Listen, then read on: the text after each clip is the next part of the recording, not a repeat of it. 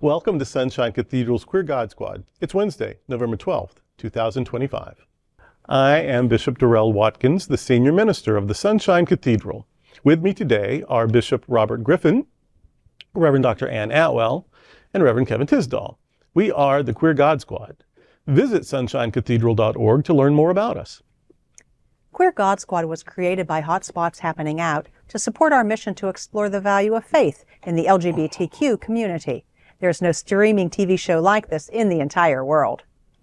In 2025, we are celebrating the 40th anniversary of Hotspots magazine, with Queer News Tonight sharing over 11,000 stories and 11 million views so far.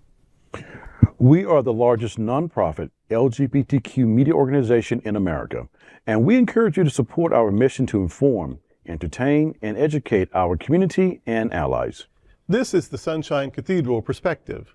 Supreme Court refuses to hear Kim Davis's challenge. The Supreme Court's refusal to hear Kim Davis's challenge to marriage equality effectively ended a high-profile attempt at dismantling the landmark 2015 marriage equality precedent, Obergefell v. Hodges. Kim Davis, the former Kentucky County Clerk who gained notoriety for refusing to issue marriage licenses to same-sex couples, had petitioned the court not only to overturn Obergefell, but also to contest a lower court ruling that ordered her to pay emotional distress damages and legal fees to the couple she denied. The justices, without offering comment or recorded dissent, chose not to hear the appeal. The denial was an affirmation of the existing legal landscape.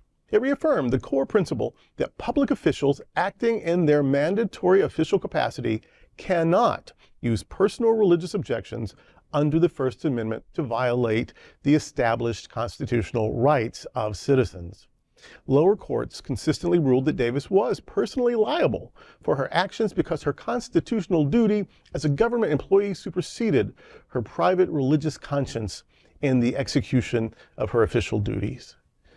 The refusal relieved anxiety among LGBTQ+ rights activists. Given the court's recent judicial decisions and its past willingness to revisit fundamental rights, many of us feared this appeal might be used as a vehicle to erode marriage equality, potentially by granting broad religious exemptions to government employees. By turning away the case, the court signaled its unwillingness to revisit the settled right to same-sex marriage, at least through this specific legal challenge, solidifying the national recognition of marriage equality. Hooray. Yeah. Hooray, hot damn and hallelujah. And Come on. And this is the first stab. It's the first, it wasn't even a super serious stab. It was always a long shot. But if they had heard it, then that would have been a big, so they're going to try again. Yeah. They're going to try again. They tried, because we thought, a woman's right to her own body, this is just settled. You can just whine and complain all you want to, but this is settled, and then it wasn't. Yeah. And the voting rights, this landmark legislation that brings, that brings equity and fairness, and that's set in stone until it's not. So time and again, this court and this government leadership has shown they are willing to attack fundamental constitutional guaranteed rights for people they don't like, or for people that get in their way, or whatever. So yeah, one small victory, hooray for our side, but this isn't the last, this isn't the last time we're gonna have to address this. So stay vigilant. Yes, celebrate every small victory, but also never think that any victory, large or small, is the end of it. Because when we get complacent is when we see we are way less free than we were just a few years ago. Go ahead, Rob. No, I was going to say, this is one of those moments that I need a little rainbow flag to raise to say, victory, victory, victory, but with the awareness, other things will come. And, I think we can certainly appreciate and celebrate this win, but I don't want to get complacent on anything at this particular moment. And not only anything that relates just to the LGBT community. There's just other stuff out there that we all need to pay attention to. This was just one slice of something in this moment in time, but we have to remain, we got to remain on our toes and remain vigilant with everything that's going to come before the Supreme Court over the next 3 years. Right. And that's what I had in my notes was the Yahoo and we have to always be on guard because it really seems that folks are coming for those who are in the margins. And if you think you're not in the margins, I got to tell you that unless you're a billionaire, you're probably in the margins. So pay attention, because what affects one group of people can absolutely affect others. This is one of those ditto moments. I wrote down, one down, many to go. Yeah.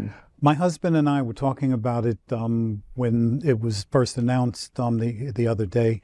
And he said, so is that it? And I'm like, no, this is just step number one. Yeah. This was a limited conversation with an evil human being who wanted to open up the world to her ugliness.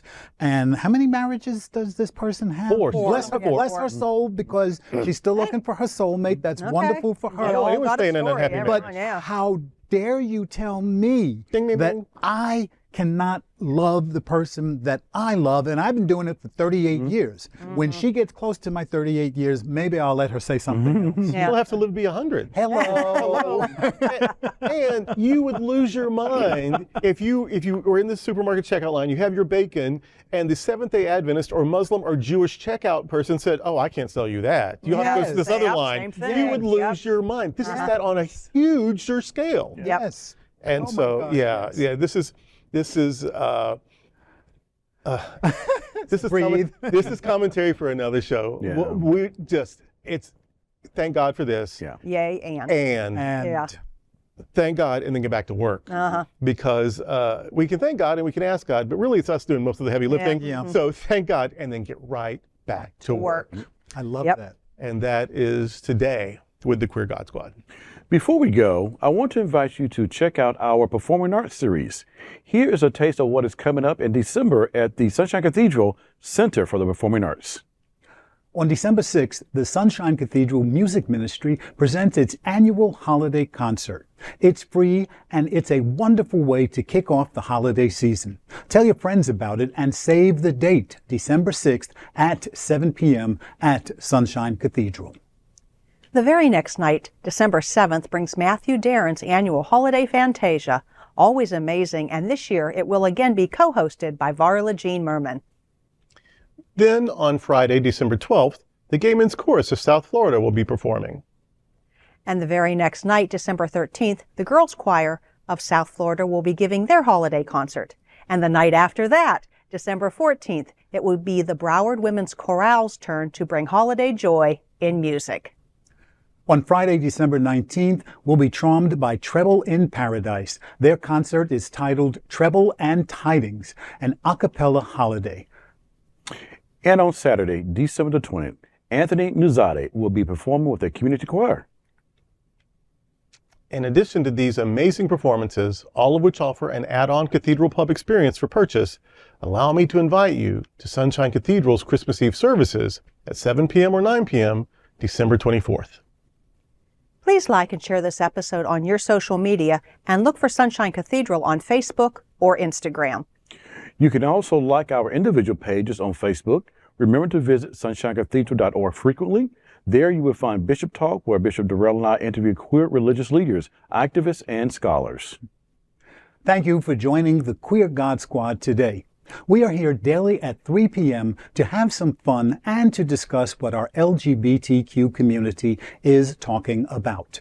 Sunshine Cathedral is the world's leading progressive queer church.